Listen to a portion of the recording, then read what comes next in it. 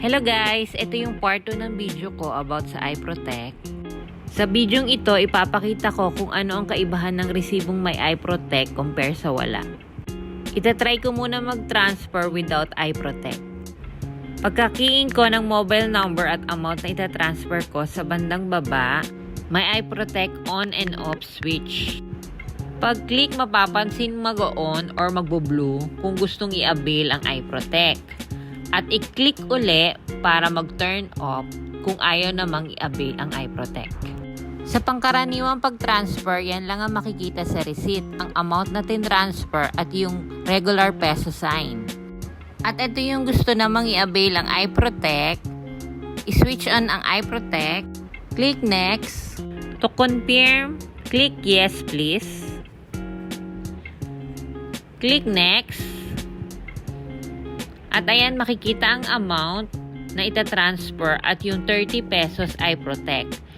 1,000 plus 30 pesos equals 1,030 pesos. Yan yung madededuct sa GCash pan ko. Ito yung first receipt ko after ko mag-avail ng iProtect.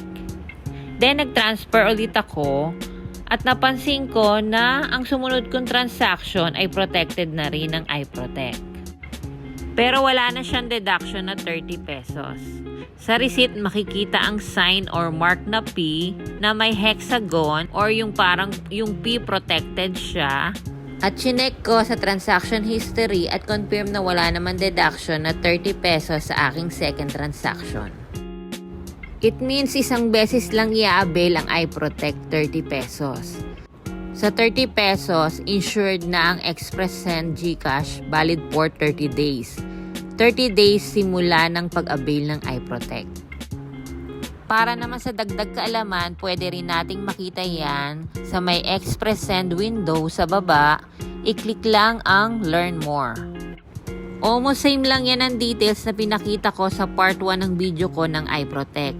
Pero mas maraming details yan at may mga example pa sa bandang coverage at benefits.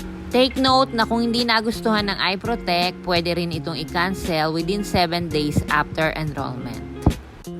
Kung meron pa kayong mga katanungan or query na hindi ko na i-mention, punta lang kayo doon sa Express Send window at i-click nyo yung Learn More.